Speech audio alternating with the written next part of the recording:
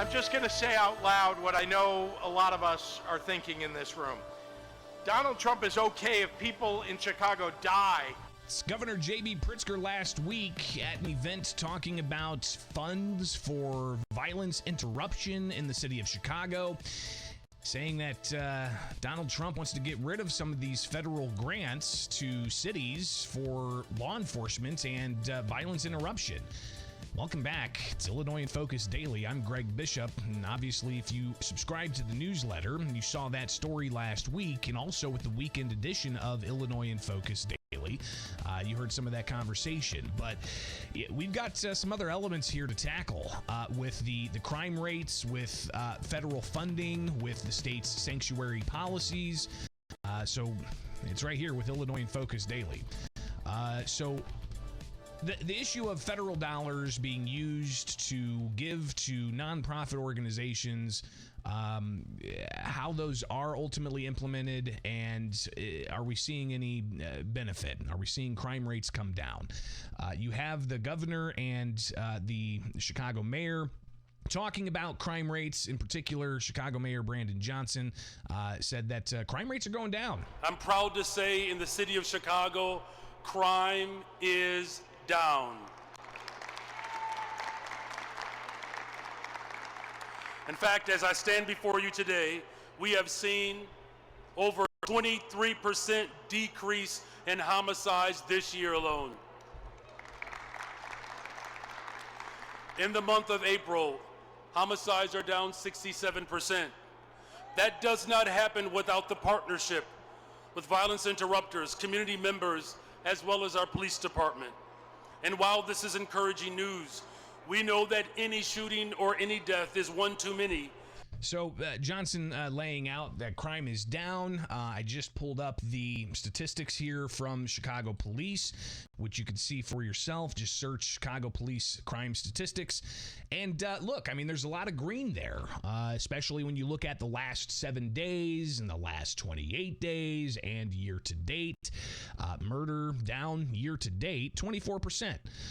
But then when you go out and you look at the 4-year average, you could see there murder rates continue to be down. The 4-year average is down 37%. However, criminal sexual assault up 1% over 4 years. But the 3 years before that, you do have a decline. But then you start breaking down some of the other numbers. Motor vehicle theft up 68% over the last 4 years.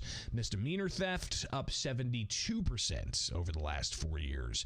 Felony theft up 49% over the last 4 years. 10% increase in burglary and 1% increase in aggravated battery. Shooting incidents, though, down 52% over the year. This is according to Chicago police statistics. So, yes, the crime rates overall seem to be coming down on the annual change. But when you look at those numbers again, murder down 37%, but theft of multiple kinds up double digits in the percentage. How that is, being combated, obviously, you've got the issue of federal funds that the city of Chicago wants to maintain, saying that it helps with, discouraging violence. Governor Pritzker talking about this, saying that the Trump administration wants to get rid of those federal funds for Chicago. I'm just going to say out loud what I know a lot of us are thinking in this room. Donald Trump is okay if people in Chicago die. Why? Because he wants to cut life-saving programs. That's what's going to happen. People will die if we cut violence intervention programs. Why is he doing this? Why is he doing this? So that he can give massive tax cuts to the wealthiest people in America.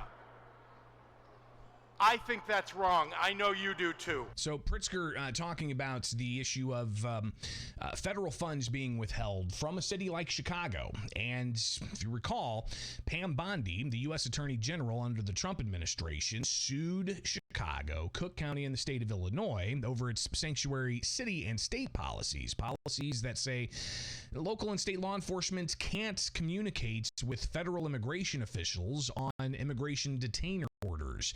You can't even have a sheriff who has a non-citizen in their jail report to ICE that, hey, we've got this guy in our bed, come pick him up.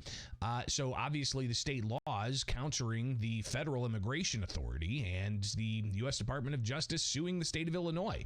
We've talked about that case and where it's at, and just another update here on that case, because it wasn't just the lawsuit, it was also the U.S. Department of Justice withholding federal funds from sanctuary jurisdictions. And the argument the Trump administration has been making is that these sanctuary jurisdictions make the public less safe by allowing for criminal illegal aliens to be on the streets. Which is safer? I guess, again, leave that up to you to decide. But that seems to be the crux of the arguments here.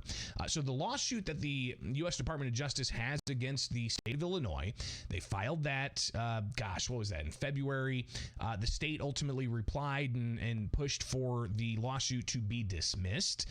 So now you have the U.S. Department of Justice last week putting in a motion to have a hearing on summary judgment. So the United States filing that motion for summary judgment.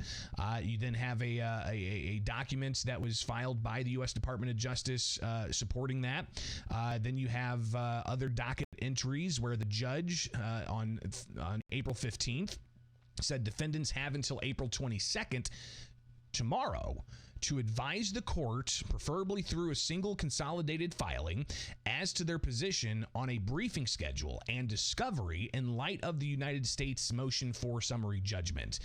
No replies are permitted unless the court requests a reply. So tomorrow, we should see the states and county and city in a consolidated filing file their response to the U.S. Department of Justice looking for summary judgment in this case challenging the state's sanctuary policies. So that case is very much moving forward, as again, you've got the Pritzker administration saying that Donald Trump wants people to die on the streets of Chicago. Public safety is under attack by the Trump administration. Over the past few months, the White House has dissolved the Office of Gun Violence Prevention. They've threatened dramatic cuts to ATF. They've repealed the policy of zero tolerance for rogue gun dealers. They're making it easier for guns to flow into our communities and harder for us to fight back. Just this morning, just hours ago, a memo from the U.S. Department of Health and Human Services proposes eliminating entirely all federal violence intervention funds. And again, already announcing that for sanctuary jurisdictions. How that's going to play out over time and the lawsuits stemming from all of that, we'll be watching, especially here in the state of Illinois with Illinois in Focus Daily. I'm Greg Bishop. Like, subscribe, hit that notification bell. Wake up with us each and every weekday morning for Illinois in Focus Daily.